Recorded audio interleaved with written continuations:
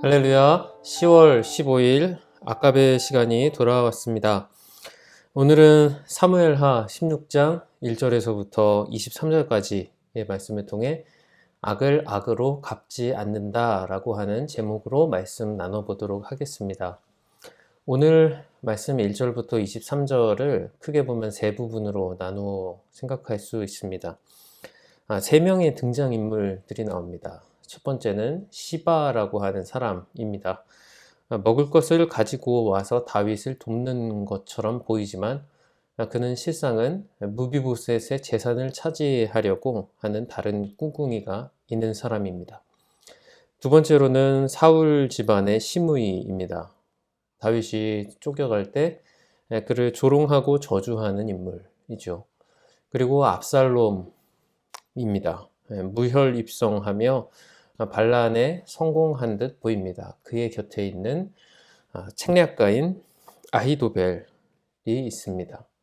이렇게 세 가지 이야기들이 하나의 전체를 구성하고 있습니다. 어떤 공통점들이 있는지 함께 보시겠습니다.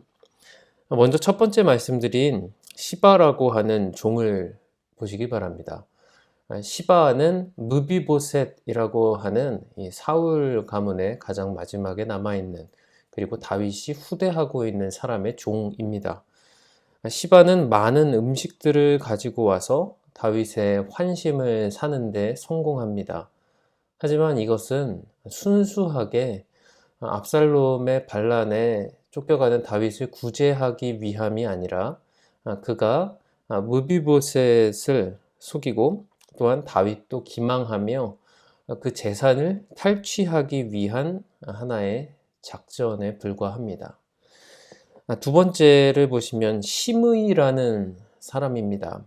시므이는 사울의 먼 친척벌 되는 사람입니다. 그는 베냐민 지파의 사람이고 그리고 다윗이 왕권에서 쫓겨나는 모습을 보면서 돌을 던지며 다윗을 비난합니다. 시므이는 이렇게 생각했습니다. 다윗이 사울의 가문을 멸망시킨 것, 이것에 대한 죄 때문에 그가 압살롬에게 쫓겨 피난을 가게 된 것이다. 곧 다윗은 사울의 가문을 멸망시킨 죄값을 치르는 것이니 너는 돌을 맞아 마땅하다라는 주장입니다. 하지만 생각해 보시기 바랍니다. 다윗이 사울의 가문을 차지하기 위하여 스스로 자처하였습니까? 그렇지 않습니다. 다윗은 사울의 집안에 대하여 어떠한 복수도 한 적이 없지요. 다만 다윗은 시므이의 저주를 들을 때 그 악한 저주에 악한 행동으로 보복하거나 맞서는 것이 아니라 하나님이 내리시는 마땅한 징계가 있을 것임을 알고 그를 감내합니다. 세 번째입니다. 압살롬과 무혈입성하는 아히도벨이라는 책략가이죠. 고대 근동에서는 당시 문화 속에서 새로운 왕이 등장하면 이전의 왕의 재산과 가족을 그대로 차지하는 것이 공식적으로 왕권을 계승하였다, 바뀌었다라는 선언을 하는 효과가 있었습니다. 때문에 압살롬은 아히도벨의 계략대로 이러한 문화들을 사람들에게 이 다윗의 왕조를 내가 그대로 계승한 것이다 라는 것을 보여주기 위하여 다윗의 후궁들을 차지합니다. 이전에 다윗의 범죄가 시작되었던 옥상을 기억하십니까? 우리아의 아내인 밧세바를 본 그 죄악의 시작, 그 높은 곳에서 이제는 그 옥상에서 아버지의 아내들을 범하는 더 큰 죄가 일어나고 있습니다. 이것들이 아히도벨이라고 하는 책략가의 머릿속에서 나온 것들이었습니다.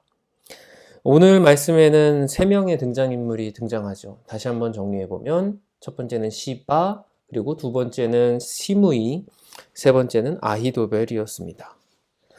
그런데 오늘 말씀에서 주시는 교훈은 하나님은 자신이 똑똑하고 또 잘났다고 또 자신의 인생을 자기가 주장해 보려고 하는 사람들의 악한 계획조차도 그것들을 사용하여 하나님의 계획을 선하게 이루시는 분임을 보게 됩니다.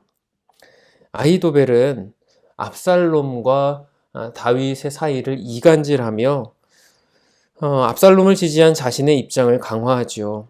하지만 하나님은 더 큰 죄를 짓고 있는 아히도벨 그리고 압살롬까지 벌하시게 됩니다. 물론 시므이와 시바까지도 뒷부분에 등장하는 사무엘하 말씀에서 보시겠지만 모든 것들을 바로 잡으실 것입니다. 오늘 말씀에서는 특별히 각각의 인물들에게 우리가 잠언에서 찾을 수 있는 교훈을 한번 보고자 합니다. 첫 번째 인물이었던 시바에게는 잠언 11장 4절의 말씀이 적절합니다. 재물은 진노하시는 날에 무익하나 공의는 죽음에서 건지느니라. 주인의 재산을 탐하였던 시바. 그러나 그 재물이 불의한 재산이면 무엇이 유익하겠습니까? 시므이를 보십시오. 왕을 저주합니다. 성경적으로 잘못된 일입니다. 그러나 다윗은 당황하여 그 사람을 똑같이 대적하여 다투는 죄를 짓지 않습니다. 다윗은 전도서 10장 20절을 그대로 믿었습니다. 심중에라도 왕을 저주하지 말며 침실에서라도 부자를 저주하지 말라. 공중의 새가 그 소리를 전하고 나짐승이 그 일을 전파할 것임이니라. 왕을 저주하는 시므이에게 악으로 갚지 않는 다윗, 그 후대에 하나님께서 심판하실 것을 믿었습니다. 마지막 세 번째 아히도벨입니다. 아히도벨은 악한 꾀를 내었죠. 그에게는 이 잠언 11장 5절 말씀이 적절하다고 생각합니다. 완전한 자의 공의는 자기의 길을 곧게 하려니와 악한 자는 자기의 악으로 말미암아 넘어지리라. 아버지와 아들 사이를 이간질하는 아히도벨에게는 잠언 11장의 말씀이 필요했습니다. 오늘 말씀을 정리해 보겠습니다.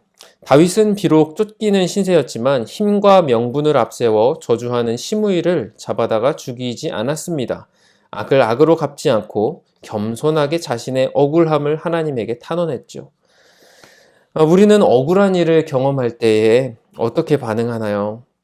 섣불리 그 사람을 똑같이 저주하며 악을 악으로 갚는 심판의 자리에 서시지는 않는지요.